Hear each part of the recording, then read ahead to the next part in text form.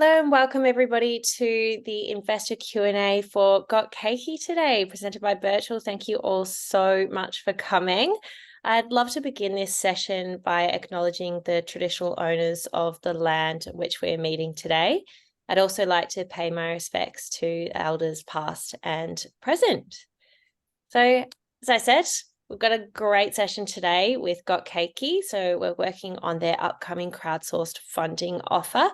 If you are new to crowdsourced funding or CSF, it's a relatively new form of fundraising in Australia that allows startups and small businesses to raise capital from a large number of smaller or retail investors and wholesale or sophisticated investors through an online platform such as Birchal. So companies can turn to the general public and often their communities to raise money in exchange for equity in their business. So Birchal Financial Services, that is us, will be the licensed intermediary for the offer.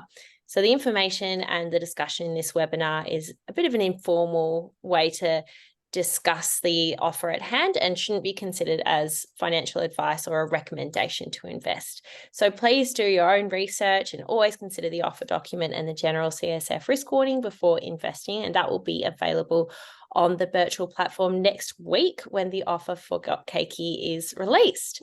So without further ado, I'd love to introduce the team at Got Cakey. We've got the fabulous Jay Curtin and Tigger Mack here.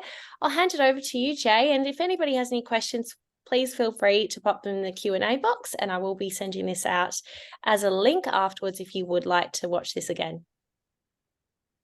Well, hello, everybody. Some of you I may have done a webinar with before. So for those that I do know, welcome back. And for the new faces that have popped up, I'm looking forward to meeting you all. Looking forward to bringing you on board with Got Cakey. Very, very exciting. And also we have the lovely Tigger Mack with us today. Feeling very super special to have Tigger jump on here today. So just, look, firstly, thank you so much for showing such an excessive interest in our company. So to date, I think we've just clicked over number 900 expression of interest. So we're really, really thrilled to be in this position. As majority of people will or should know, we are a pre-revenue company. So to be in this position, we're very, very proud. But we do know we've got a killer idea. So it kind of doesn't come as a surprise also. So today we're just going to give you a bit of an insight into the company, our vision, and also what we've been doing over the last 18 months. And then just go into a little bit more around, what we plan to do in the near future. So I will move straight on. And of course, as Emily has said, if you have any questions, pop them down in your little comments box down the bottom. And Emily, you'll jump in and let me know if there's any questions. Okay, so guys, the vision of our company is it really is a moonshot idea. It's a very, very big kick-ass dream that we have, but we are setting out to revolutionize the cake buying journey all over the world. Now, these are buzzwords you probably hear so often from founders like ourselves. What is quite revolutionary about this industry is it's one of those industries that has been in our lives, supports our lives and lifestyles in so many ways. It is an industry that is very familiar to the majority of people. It is an industry that doesn't discriminate across gender, age, religion, political preferences. At the end of the day, the majority of people in this world know what a cake is. And unfortunately, well, I suppose fortunately for us, is that it's actually really, really difficult to find a cake. So 18 months, well, actually, let me start a little bit before that. It was about 4.5, 5 years ago, my son, Blaze, he had a little slime business.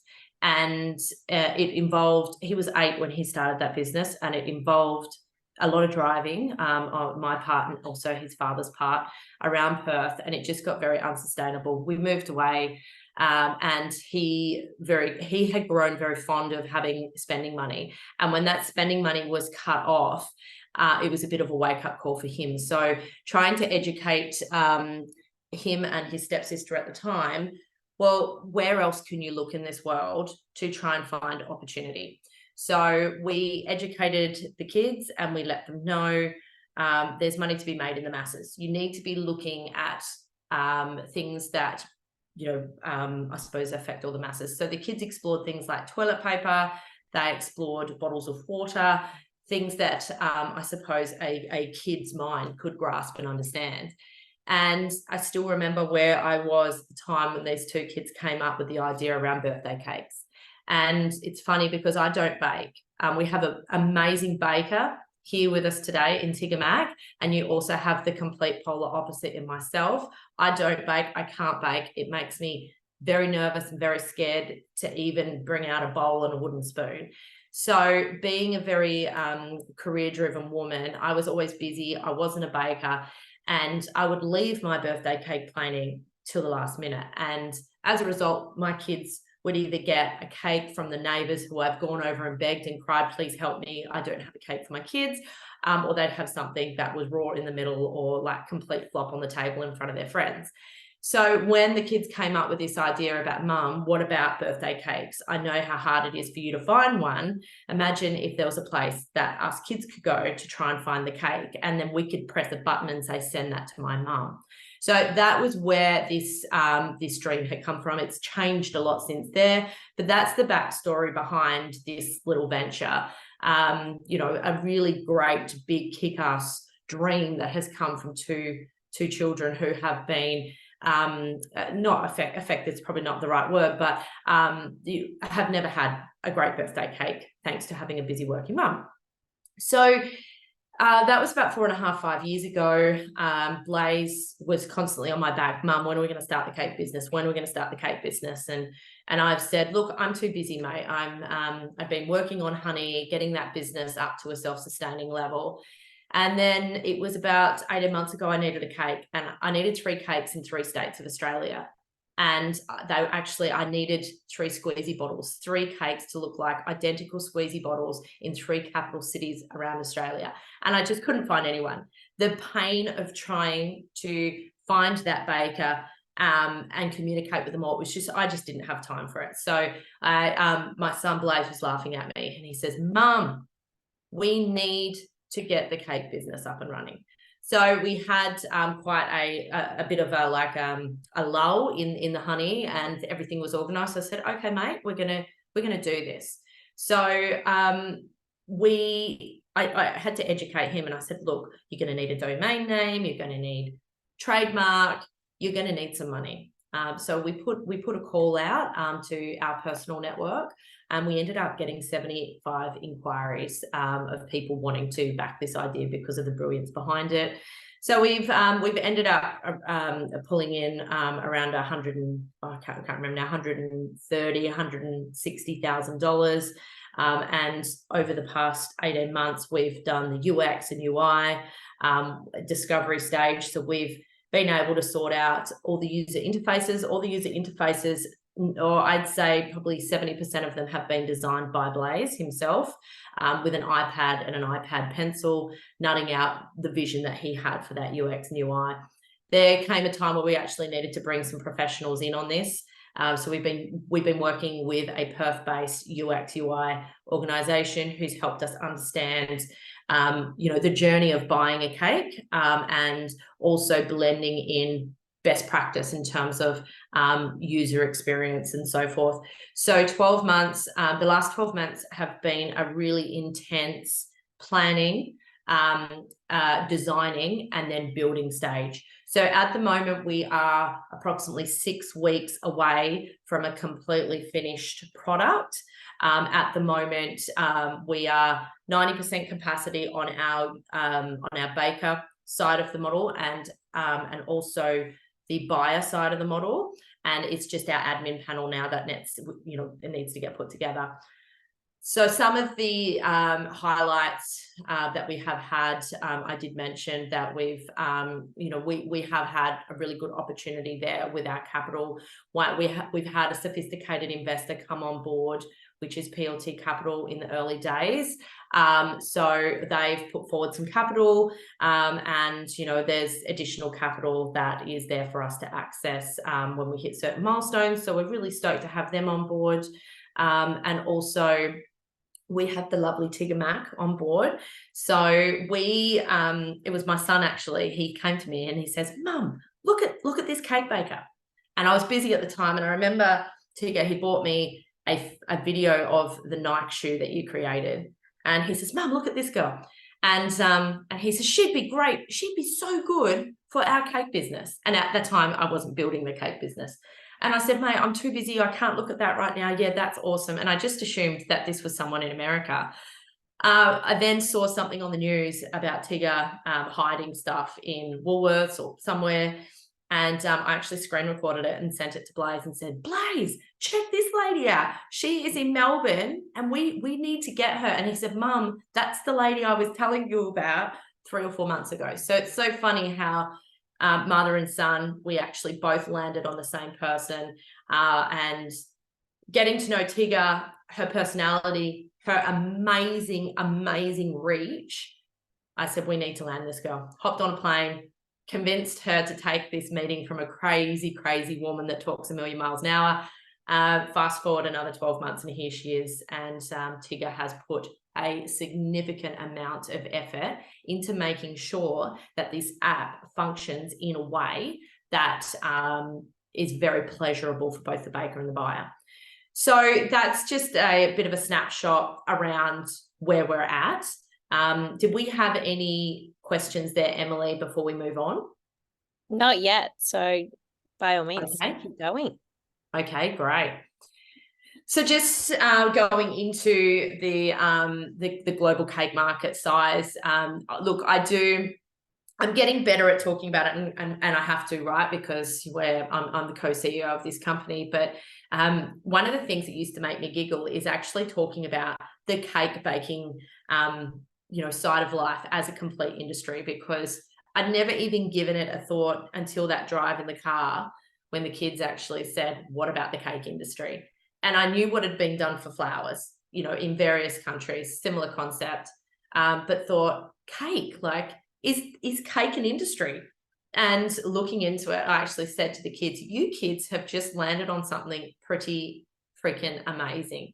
So yes, there is a global industry for cakes, and it has an impressive almost $60 billion valuation in 2019.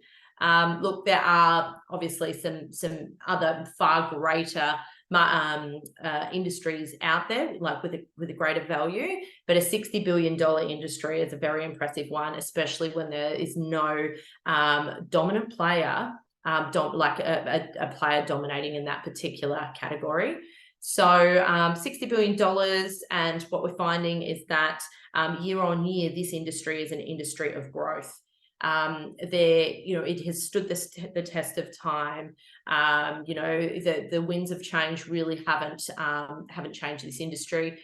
So we're looking at this industry as an absolute gem, one of those rare industries that is so common to so many different walks of life, and yet it is still stuck in a non-digitized world. It's like it hasn't changed much in 100 years. I think that's something that, what Tigger has mentioned before is it's hard to believe that this industry hasn't really changed much in 100 years in terms of that cake buying journey. So really special industry, sugar, sprinkles, and all the pretty colors aside, we've got a very, very serious industry here that is significantly fragmented, just rife with pain points and frustration for an experience that should be delightful and happy and fun. So I don't know like what else to say about that, but yeah, look, don't underestimate how the opportunity that exists there with an industry like the sweet cake industry, because it's growing, it's there. Social media is further fueling the excitement behind that. We only have to look at the things that Tigger is doing on her social media. Just to give you an idea, guys, yesterday that Tigger has built herself a following and a brand name up that is just so powerful. She put a video up yesterday and it pulled in 200 expressions of interest within 24 hours. So, that cake baking industry, they're engaged, they're listening, they're watching, and it's a great place for us to be hanging out. Cool. Any questions, Em? We've got one, but I mean, we can answer them at the end. At the end? Okay, cool. So in terms of the market size and what we're going after, it's very, very easy to say, hey, look, this is a 60 billion market and we're going after that. But let's be real about this. So when we look at just Australia alone, sorry, I'm just moving my thing on the screen. If we're looking at Australia alone, Australia and America alone, that market is cut down to about $20.6 billion. And that is just working out on an average cake price of $190. That might shock some people, but other people might say that that's cheap because there's cakes that are sold at both ends of that spectrum. But if we have a look at the average number of cakes that are sold across Australia and the USA, which is 108 million cakes a year at that average value, we're looking at an addressable a total addressable market there of 20.6 billion. Now, we are only taking into consideration Australia and America, but then you also have your European countries as well. And international expansion is something that is very front of mind for us and a hot topic of conversation at that board level. But right now we are planning to be local here in Australia, just to be able to test our product, launch, tweak things, and grow the value of the company, get some more capital down the track, so then we've got adequate capital to be able to afford to expand properly into these other regions. So focus at the moment is Australia. If we start to go down here to our share of that addressable market, so what we're starting to look at there is okay, we can't take that whole market because a $20.6 billion market between Australia and America, we're not going to sell every single cake that is sold. So what we're looking at is, of that $20.6 billion market, we're interested in going after $1.3 billion of that market. So when we talk about that particular market, that $1.3 billion, our revenue model is a very, very familiar, very simple commission model where we will take a 15% cut of any transaction that comes through that platform. So 15% of the $1.3 billion share of the addressable market. That gives you a bit of an idea of where we see ourselves in terms of gross merchandise value that's going through that platform at any time. So very wordy and lots of numbers there, but if you do have any questions about this market size, how we're going to go after that, please pop your comments down in the box below. So I've kept it very, very short and sweet because I suspect there's going to be people here that are going to be wanting to ask us some questions. Do you want to start with the questions first, Em? And I might be able to ask Tigger some questions as well. Absolutely. I know this question is something that you've definitely thought about, Jay, in our conversations that we've had, but this question is about who the bakers will be. How will you make sure that the sellers are 100% professional with proper quality control, sanitary cooking conditions, etc.? How will the buyers know that there isn't some random person in their kitchen handling food while their cats are walking all over the kitchen bench? And what do you have in place to make sure that you're not getting scammers or people who are going to be taking money and providing a terrible cake? Tig, do you want to have a go? So this is one where Tigger, if it wasn't for Tigger, we'd probably go about this a different way. But Tigger, she dug her heels in and she's like, no, it's not happening like that. So maybe Tig can talk to how she wanted to make sure that the bakers were the right bakers coming onto this platform, and then I can have a chat around the payment side of it. Yes. Well, hi everyone. I basically just want to make sure that the bakers that were going to be on the app were going to be fully council approved. So you have to have that certificate, you have to have that quality control, and the way that you do that is through your council. So yeah, you got to make sure that we're making sure that every single baker has got the council approval and the certificate to say that their premises is doing all the right things to be able to sell cake. So it is illegal to sell food from a premises that does not have this certificate, and we do not want anyone doing anything illegal on this app. So that certificate is definitely going to have to be provided to be a part of it.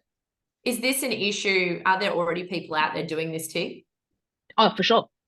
There would be people out there selling cakes from their home without council approval. There's no way that the council could stay on top of it. So I think if you were to buy a cake from the app, it's more of a guarantee that you're going to be buying a cake from a proper kitchen or someone that is following the guidelines, because the council does checks and you've got to be following all the rules. So it actually it makes sure that everyone, when you get on the app and you look up a baker, without a doubt that they've got the certificate to back up their business.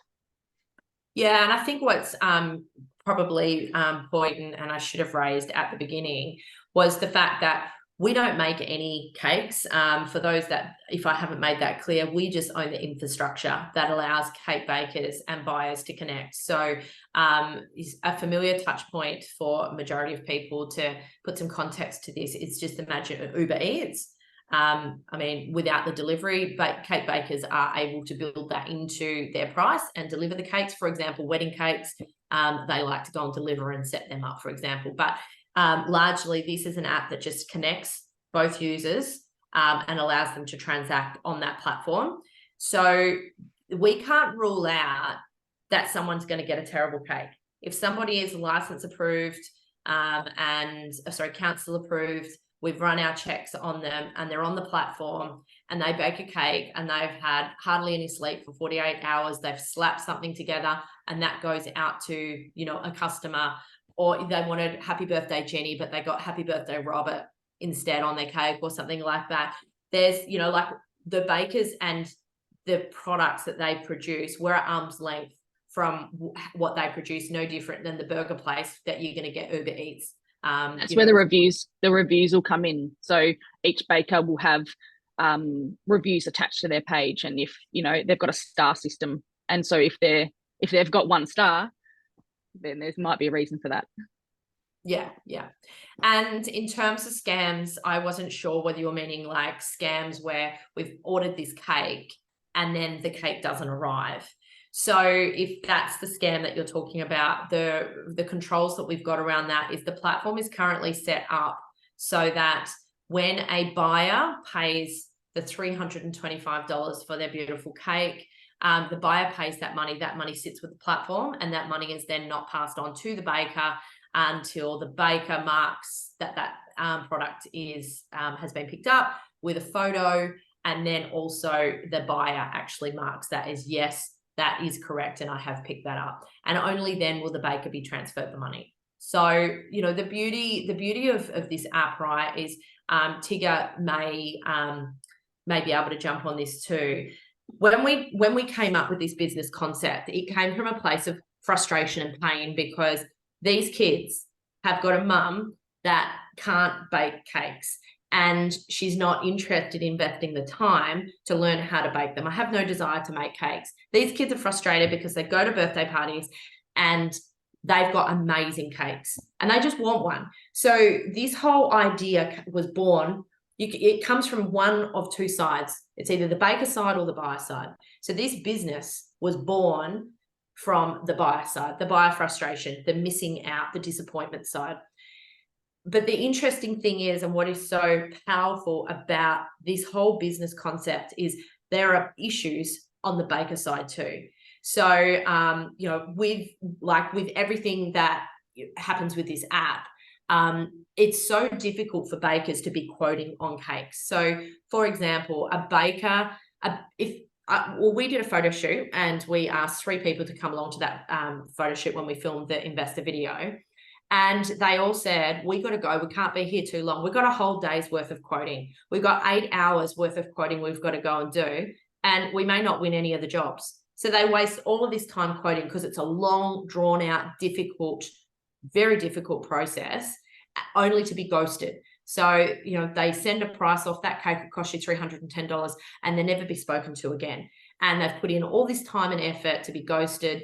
And it becomes very frustrating because a lot of their time is going into quoting cakes, not to get the job. And I mean, that when you're trying to buy a cake, you might be asking for quotes from 10 people. You can only pick one. So 9 are going to not get that job, you know? So for us, what was really interesting is, like dealing with the buyer's frustration was a great motivating place to start this business. But in order for this business to be successful, we needed to really understand the challenges on both sides, make sure the platform created immense value for both users. So when it came time to paying a fee, both users were happy to pay that fee because the platform is actually giving them so much value that they say 15%, that is nothing. So to give you an idea, we're looking at a 50-50 split at the moment of that 15% commission. So 7.5% will be charged to the buyer and 7.5% to the baker. Now, these bakers that came to our video shoot have said, one, because obviously we gave them a sneak peek into how it functions, and they were like, wow. I remember having this conversation with Tigger and we're like, oh my gosh, how good was it hearing these bakers say, hurry up and build that, we need that, this is amazing. Now, what it does is it completely streamlines and automates their quoting process. So what they may spend an hour or 2 hours communicating with somebody and putting a quote together, this might reduce it down to 5 minutes. So, you know, that is a significant amount of time saved for bakers, so they can spend more time baking.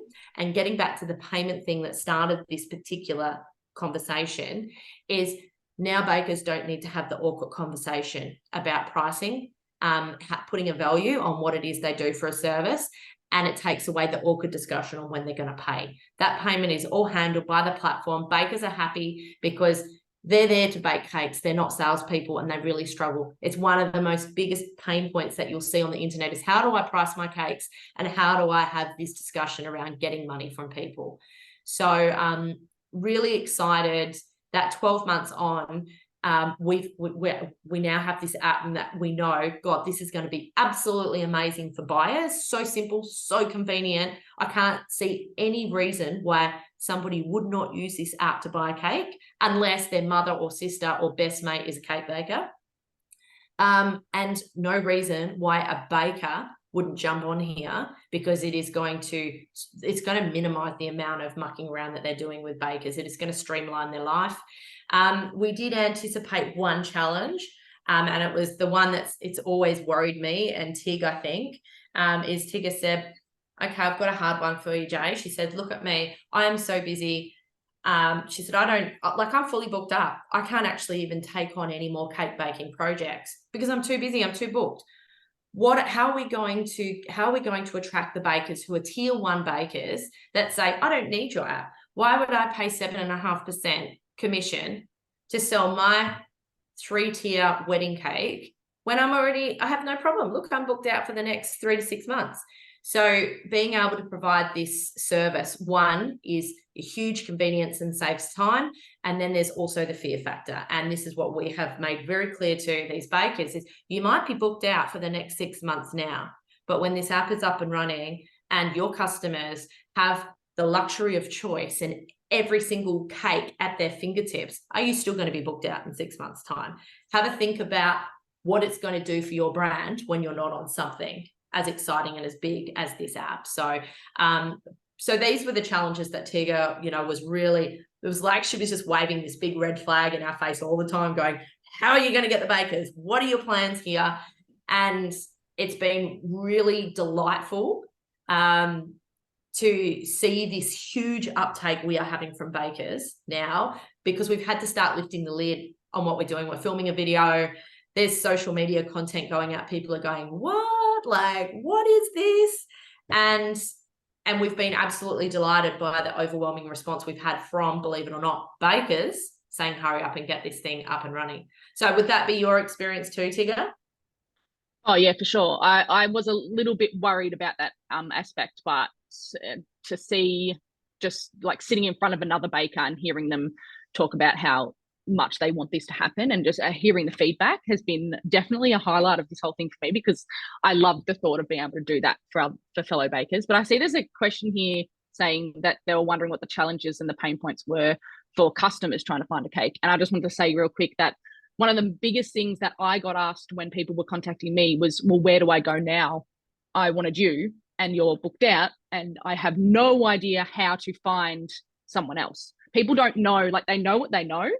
And sometimes they have like a favorite baker that they go to, and sometimes they can't get into them. And then there's no way to find local bakers except to like go on a Google thing and just try and like, search out people, which can actually be really difficult. And you actually don't know if they're any good. There's no way to sort of find anyone that you just can't see anything about them. It's really, really difficult to find people in your area. And I think that is one of the biggest things for customers, is that they have no idea.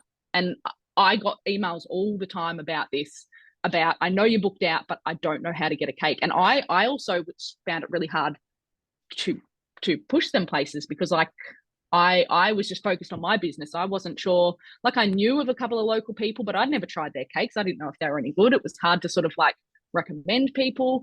So I think that the biggest pain like points for customers is just, we need to make it easier for people to just find someone to make their cake, but figure out where they are, and also be able to look at their catalog in one place, see their reviews. All of that I think is like just the biggest win for customers, in my opinion. For sure, guys. I've had a few people ask this question that's off the back of, what happens if a cake comes through and it's not great? What about the flip side? The cake has been delivered, it's great, it's perfect. However, the customer who has purchased it says they haven't received it. They say that it's not what they ordered. How do you deal with a problem like that? Who gets refunded? Who doesn't? What's the process there to kind of repair that relationship? Yeah, so our tech works in a way that it's going to be very, very difficult for somebody to get a cake that they didn't ask for. And just the reason being, it is so, I don't know the word for it. The tech is so deep and so granular that there is no way a buyer can accept a quote from a baker that with any gray area. So let me explain the process first of how it works, and then it might clear it up a little bit. So a buyer is looking for a cake. So I'm looking for a cake for my son. And all I know is that I need a cake, and I want it to be chocolate, and I want a Kenworth truck cake. And this is actually a real life issue that I had. I've got a son that loves trucks, and he wanted a Kenworth truck cake. And it was actually Blaze that tried to help me find it. So if we were to get on this app and find the Kenworth truck cake, I literally say, it's very streamlined. I'm looking to feed 50 people. So it's a little slider, it moves across. I want to feed 50 people. Just a brief description about the cake, nothing much, because we're assuming no one knows anything about ganache. So we don't want to ask them to stipulate, because they'll end up going ganache with buttercream and then something else that doesn't mix with that, and it'll be a disaster. So we don't give them any choice at that point in time. We just say, tell us how many people you're feeding, and give us just a very brief description. What flavor? And is there a theme? That's it. And their budget, right? Because budget is a big one. We've even had bakers that have said, can you set a feature in there so I'm not bothered by anyone that wants me to make a cake for them for less than $300? Yes, we can do that. That's relatively easy to do. So what happens is the system knows where that buyer is located. And there's like a 40-kilometer zone around that buyer that's changeable. So they've got their zone set. They say how many people they're feeding. There's a description about the cake, chocolate, Kenworth truck, great. This is my budget. My budget might be, let's just go argument, say it's $100. That's my budget. So they then press submit quote. Now that quote will automatically go out. So imagine it like Tinder or something like that. That quote will immediately go out to every available, and I'll explain that in a minute. It'll go out to every. Now, the reason, sorry guys, I just cut in here. The reason I'm getting so into this is I suspect we have a lot of bakers on this call. I suspect we've had a hell of a lot of EOIs come in from bakers in Australia. So I'm getting into the nitty gritty because I suspect that's what you want to hear. So that quote goes out. I'm a baker or you're a baker. and your phone goes ding, ding, there is a quote opportunity here for you to have a look at. Now that will just show you this person wants a cake to feed 50 people at $100, and it's a Kenworth truck cake, so to speak. Very broad information. Would you like to quote on this cake? So they've got the option, go, oh, look, it's only $100 and they want to feed 50 people. They're dreaming. I'm not even going to waste my time. And you just swipe it off. You're not interested. Now that quote won't go to you if you're booked out. So there is features in the back end of Got Cakey that allows bakers to say, I'm available on these days and I can bake up to whatever number of cakes you want to do. So some people might say, I'll do 2 cakes a day, I'll do 5 cakes a day, I'll do 10 cakes a day. They could be like a big bakehouse or whatever.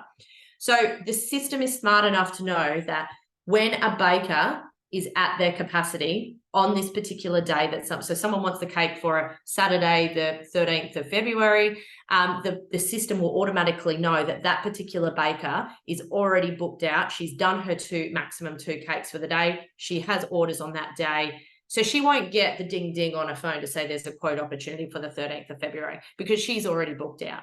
So this is the smarts we've built into it. So bakers don't start getting smashed with these orders when they're already booked out.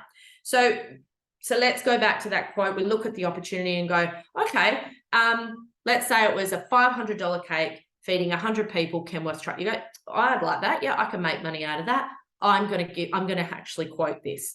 So what happens is the baker then goes in and says, yes, I'm going to prepare a quote. So a baker has all their own library that they build when they set their shop up. So, Tigger, I'm going to stuff this up right now because I'm not a baker. But let's just say someone says, I deal with buttercream and I'm only buttercream, but and I don't do fondant. Other people are like, I do fondant cakes and I've got this. So the thing is, every baker, when they set up their profile, they've got to set up their own data library of what things that they offer. So some people might do gold flake. Other people are like, I don't touch that. Like, that's too fiddly. It's, or I only do balloon cakes. I don't do this. So every baker gets to set up their profile and their library with all of the little bits and pieces that they do. So what happens is when this quote opportunity comes through, they go, the price is right. I've got one more availability. Yeah, I'm going to take this on. So they literally grab that quote, they press a button, and then they build out their quote from their library. So they will like literally get different areas. They'll say flavor, and they can set, I can offer you strawberry, vanilla, chocolate. And then it goes out to topping. And then they select from their library whatever toppings that they do. So these are the options that, we can do. Give me 3 toppings, Tigger. Icings, fondant, buttercream, and you're on mute. Yeah, fondant, buttercream, ganache. All right. So fondant, chocolate, buttercream, ganache. So the baker grabs that quote. It says these are the options that the buyer will have. So they set them, little radio buttons. Then there's ganache, fondant, and buttercream for the icing options. And then, like the different sections. Then the buyer looks at it and says, but this is my price. So they might say, I'll do it for $500 or my price might be $450, whatever. Then they just press send. Now the buyer gets a notification to say, you've received a quote from Tigger Mac. Do you want to have a look at it? And they'll open it up and they'll see the price. And if they want to go ahead with it, they just go through the option, go, yeah, I'll have the strawberry, I'll have the ganache, and I'll have, this topper. Tigger may have said, I do these 3 types of toppers. You can, or I do flowers, or I do this. And then they just go, yeah, I want to go with this quote. And they just tick they choose from the options that have been set by the baker, bang, check out. Literally would be a 5-minute quote compiling exercise for the baker.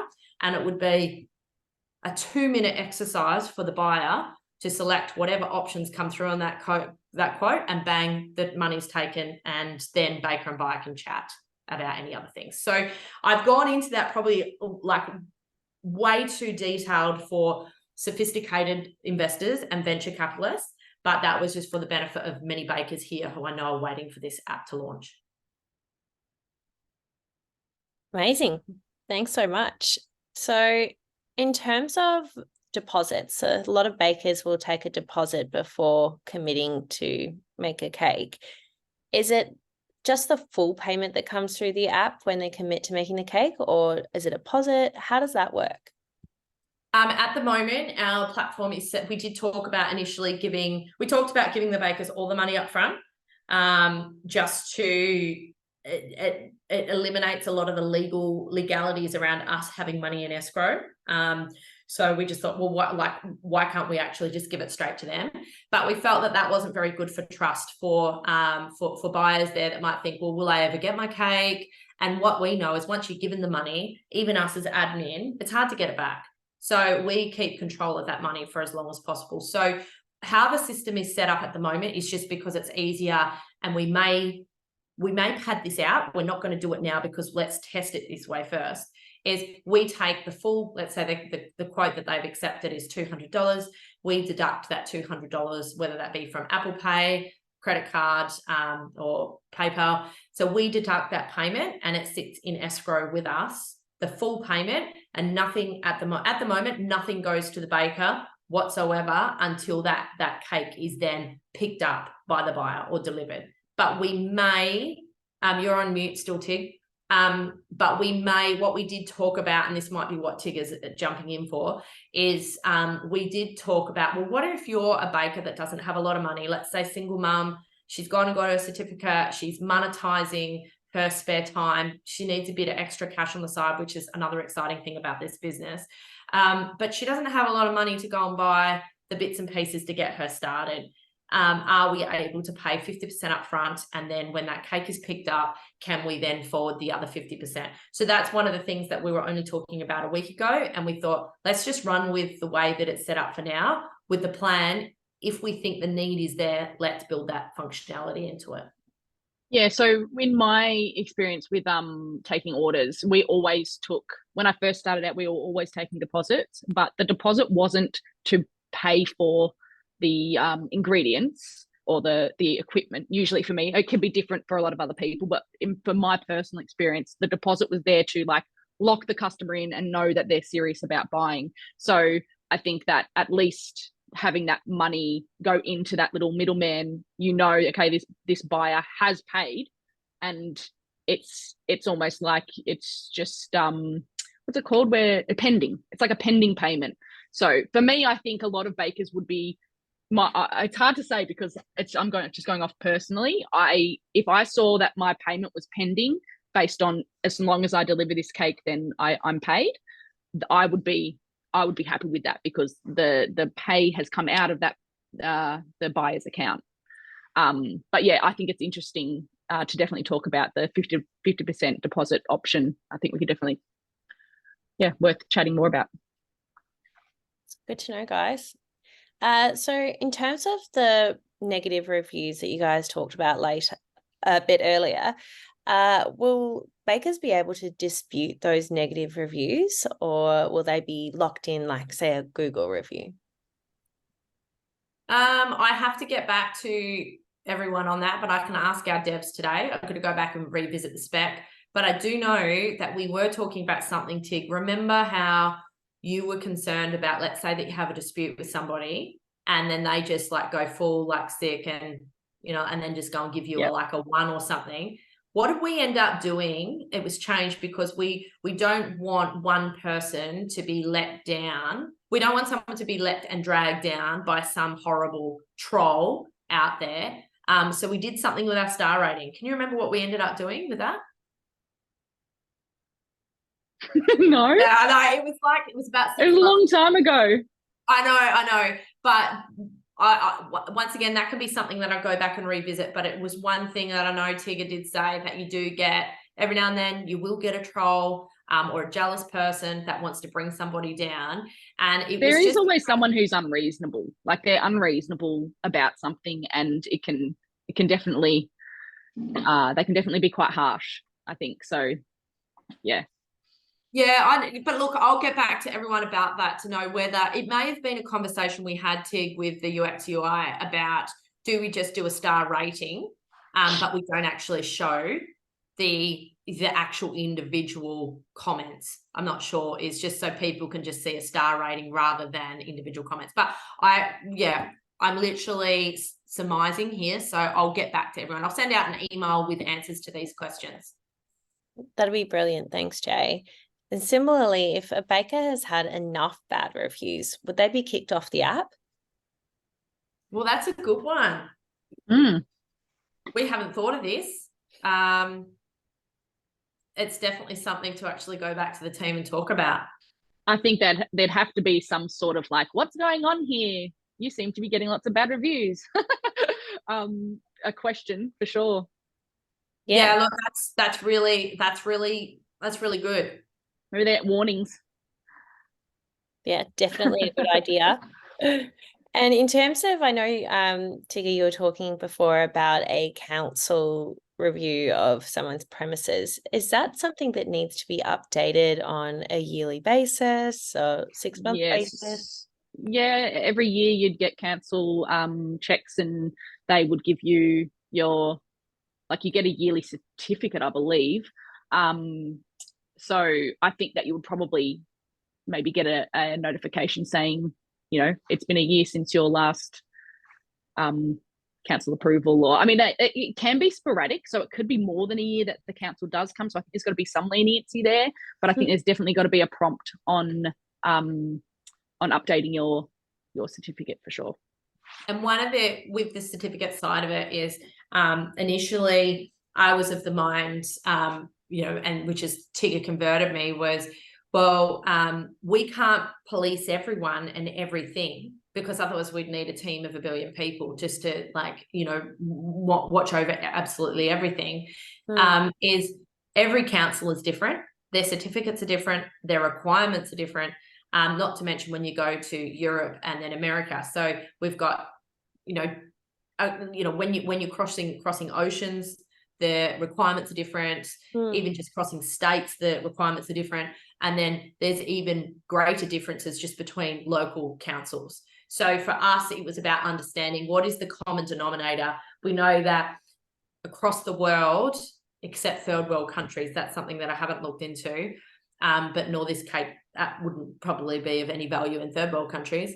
But in those, affluent countries, is all councils have some kind of requirement. It's the law around food. So asking for their council approved certificate is what we ask people. Where we may start to run into a few issues is, what is this that we've been provided? That's in another language, or is this legit? So, we do need to build some parameters around that, but that's what I call growth pains, is when we begin to expand beyond those jurisdictions that we're familiar with, is we build in the capacity to be able to have those advisors advise us on those specific needs of the company as we expand. Yeah, awesome. I can see everybody's actually putting some great suggestions into the Q&A box. So, bakers being able to respond to the negative reviews professionally, like on Google, which is such an awesome idea. And also, would you say that the bakers would need to prove that they're insured as well as council approved, just to safeguard if there's any issues? We hadn't talked about that. Like, one of the things that we were initially looking at was the Uber Eats model and a few other models that are out there that actually they have disclaimers built into their process that says, by being a user on this account, that you acknowledge that you are aware of what is required to operate within your jurisdiction, to operate a food business, and they completely distance themselves from any risk whatsoever. And initially when we started this, until Tigger dug her heels in, she's like, no, we need to ensure that they at least have that. In terms of the insurance, that's sort of like at arm's length for us. What type of commercial risk they want to take on is really up to them and how they manage their business. So it's not something that we have felt the need to build in at this stage. However, the health side of it, yes. Yeah, brilliant. So in terms of an order that is placed in advance, for example, a wedding cake, and obviously you'll be holding on to the money until the cake is delivered, what would be the insurance for the buyer in case, for example, the business were to go under? What are the options for the buyer in this example? We do in our small print that we're starting to put together is we've got like a number of responsibilities for our bakers is to make sure that they let us know if their business is solvent, if their business is not, is looking to be not solvent, as they need to let us know immediately. So we can then begin to look at, well, what monies have we got here? They wouldn't be getting any of the money anyway, unless we do move to a 50% now and 50% after arrangement. But for as long as we're keeping that money, there's no financial risk. However, there is a massive inconvenience and a massive emotional risk, because the last thing that you'd want is to have your wedding in a week's time only to find that that baker has passed away. Well, I mean, look, I think that's a very rare situation, but something has happened that's going to lead to them not having a cake. One of the really exciting things on this app is that we've got an SOS feature. So our Save Our Soul feature on this cake app is for people disorganized and, well, not disorganized. I'm a very organized person, but I'm a very busy person that doesn't prioritize things like this. Is I need a cake. I'm 3 days out. I have totally forgotten about it. You can put an SOS call out there. So bakers can put in there, they can turn on a switch. Let's say that they need extra money over the weekend. They've had a bill, they've got done for a speeding fine, and they just now need to work their butt off to pay that bill. They can turn on an SOS feature in their back end, which says, hey, I'm available for any of those J jobs that come floating around, those emergency jobs. So, these bakers are pretty much saying, we'll charge you a premium, but we're here for an emergency for you if you need a cake in 3 days. It may not be exactly what you want or your dream cake, but I'll get you by. So it's not all bakers. Someone like Tigger, she certainly would not be registering herself for SOS bakers because she doesn't have the time. But so us as the platform, obviously we are all about building an amazing cake community. We will have the means and needs to be able to reach out. And I think it's just the right thing to do for these people. We're selling an emotion. And if we can reach out and try and find them some emergency support, then that's, what we'll definitely do. I also don't think that's a problem that would just be something that would happen on the app. That's a problem that could happen with anytime you buy a cake. So for someone who's having a wedding, if they were to buy a cake from someone, there's always a risk that they're not going to be able to deliver the cake based on something happening or, them going out of business or something. So whether you buy through the app or whether you buy through Instagram, there's still that slight risk. So I think it's really important that got Cakey, there's almost like you've got more of a cushion as a buyer, because it's a big app, it's a big business as opposed to just going through personal DMs through Instagram or something. 100%. Yeah, that's a really great point. So a little bit of a safeguard almost.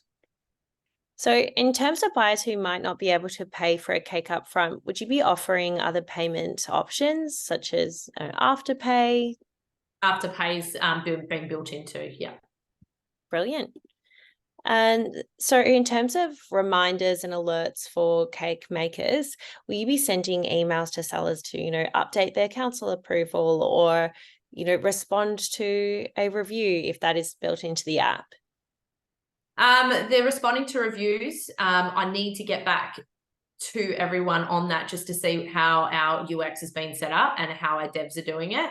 But we were literally 2.5 weeks ago sitting in this very office pumping out all of the emails, all the automatic generated emails that go with the system. And a lot of them at the moment are all focused around that actual quote process, accepting and so on. But once we get to the review process, we'll have as much as we possibly can, we will have automated. It's all about automation to take away the need to think. So people have got more time to do what they love doing.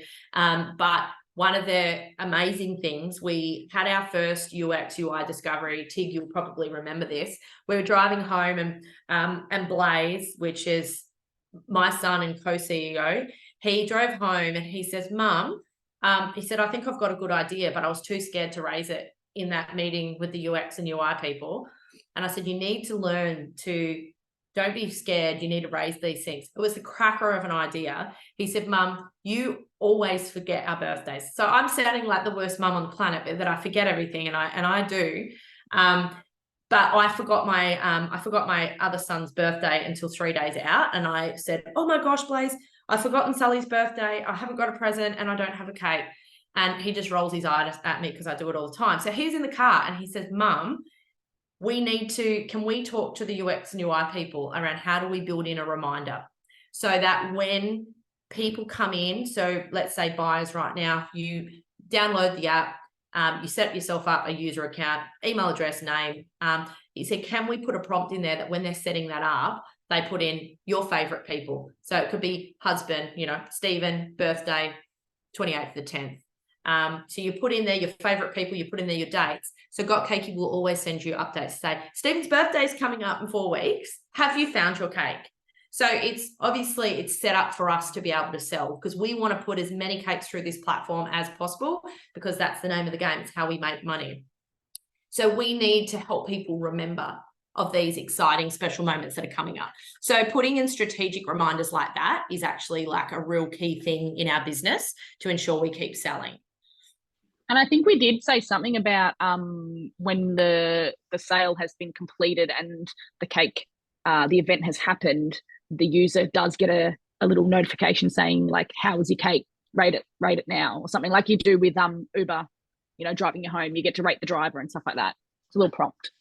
And then the other cool thing, I don't think anyone would have thought of this, but Tigger thought of it, is, so let's say that a baker has just made this kick-ass cake. It's some really exquisite wedding cake for a really special moment, or a baby shower. Let's say it's like a gender reveal, and they've got a blue cake that was going to be pulled out, shown after they'd done the balloon popping and saw that they were having a boy. But if this gender reveal cake is blue, and then the baker decides that the buyers come and picked up their blue cake or their wedding cake, and the baker says, "Thank you so much," and takes a photo of it, now puts that up on their socials, or puts that up on the platform, then suddenly they have just disclosed their secret, or soiled their special moment. Some people say, "We don't want any cameras at our wedding today, no photos please," but yet you've got a baker putting up a hero piece, something that's really important. So we've built in some features there that bakers and buyers, like, they can agree when these things can be posted. So for example, Tigger takes a photo of the cake that the person's coming to pick up. The person picks it up and says, "Yep, okay, that's my cake." And it's agreed that this particular cake won't be posted for X number of days, and that's got to be agreed by. So it doesn't ruin anyone's surprises. That's a really lovely idea. I think that's really important, definitely. We've had a question about, is it going to be more than just cakes? Are you going to be doing cookies, other baked goods? Yep, at the moment it is cakes, cookies, and Cupcakes? cakes, biscuits, and cupcakes. So it's the three, but we've just gone and updated our terminology on site to make it a bit more evergreen, because we're getting a lot of interest from cake suppliers now. So we're getting people who make cake toppers, and people that sell flowers to go on cakes and things like that. They're saying this would be a great marketplace for us to be able to sell our wares. Can we sell on there too? And at the moment, it is really set up. What do you have? Is it a cake? Is it a biscuit? Or is it a muffin? A cupcake. So that functionality hasn't been built in yet, but it was already flagged 4 weeks ago based on the very exciting amount of interest that we've had from people saying, "What about me? I have cake toppers. Can I be a part of this too?" So we can't do everything now, but it's certainly giving us the list of things to expand. And when we expand, that, expands our revenue streams as well. And, what's really exciting about this app, sort of getting a little bit off track here, is when I go and do my shopping, I don't know if anyone else feels like this, but I literally walk out with 2 bags of shopping, and I've paid more than $200 for what is in those 2 bags at Woolworths. And I don't like that experience. It's not a nice experience knowing how much I am spending on food that is just going to be eaten. But when you have to buy a cake, all of our research and our conversations with people, they don't have that negative experience. It's exciting. You know, people, they don't care. They just want to buy this amazing cake so they look better than the other parents for the birthday party that they went to 3 weeks ago. We are selling an experience. And from a revenue point of view, that's very, very important because there's a lot of money to be made in emotion. So the more things that we can bring on to this platform without losing our way, without losing who we are, that's very exciting in terms of increasing that revenue opportunity. Yeah, brilliant. So for people who want to see how the app works, do you have an idea of when people might be able to see the user interface, or is that going to be only available when the app itself launches? Yeah, we already have those interfaces. So like, for example, we've handed those over to our video production guys when they shot our video. Every single day, more and more exciting stuff's happening. But yeah, we do have all of that. And I had played with the idea that, you know, do we give people an idea to look? So I suppose it really just depends on like what the reason is for them needing to look, because we also have you know, competitors out there as well that might be wanting to, you know, have a bit of an idea about certain things. So that's why we didn't do it. But yeah, like we have plenty available, I suppose, for, you know, like very sophisticated investors. That might be something that we look to invite them, you know, make some of that as part of the data room. But for, you know, like everyday bakers, I don't see the relevance in disclosing all of that at this point. Do you disagree with that, Tigger? You're on mute. Sorry. Yeah, that's a hard one. I don't know. Like it is definitely something that people would be interested in seeing. But I think if people were investing, like maybe they'd want to see it. Yeah. More so. I think that I don't see the reason of showing people who are going to be using the app just normally. I think that, you know, you launch it and you have a look at it and I don't know. No, we can give it some more thought. Maybe if someone's able to, maybe whoever wrote that question, if you're able to write another question, they give us a little bit more information around where, like, you know, the value that would give, and then we can discuss that as a team and see what we can do. Right. So if bakers currently are using a particular tech to take their orders, will the app be able to integrate into that tech, or is that not something that has been developed just yet? No, we haven't done that, like to take the orders. So just the thing to to keep in mind with this is this app is not an app that handles like your financial planning. So like all of your tax and all that kind of stuff. So I don't see what value there would be for anyone that is already using cake ordering software. I know that there was something in America that was out there for bakers, and it allowed them to put all their shopping list and, you know, like I think most people would be using a website, like a website for their cakes to get ordered through. I know a lot of bakers that have a website built already, and they take all their orders through that. E-commerce. It's like an e-commerce with some kind of customization just to assist them with that buying process. Yeah. So if they've got that in place, I can't see any, like, let's say your site, Tigger, if someone was to go and put a cake order through you, I don't see where the value is based on the value that our app is going to bring to this cake buying journey. It kind of supersedes anything that anyone is working with, because if you want your cake platform, so your website, to feed into this app, my question is, what for? The only value that you're going to get from it is having a profile on the app. So you're just using that as a form of marketing to get to more people. But one, like our app is so sophisticated and works in a completely different way. It just wouldn't, there's no such thing. It's just not possible to be able to have APIs built to talk to everyone's individual website when the 90% of the reason why this was built is to streamline and own that whole ordering process.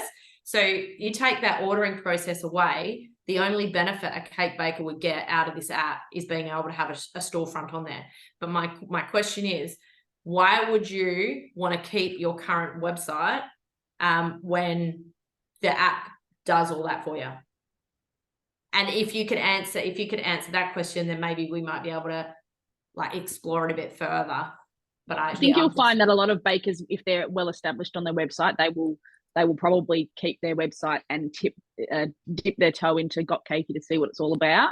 And I think that if they were starting to get orders through Got Cakey over their website, I think there would have to be like I see Got Cakey's kind of coming up above my website.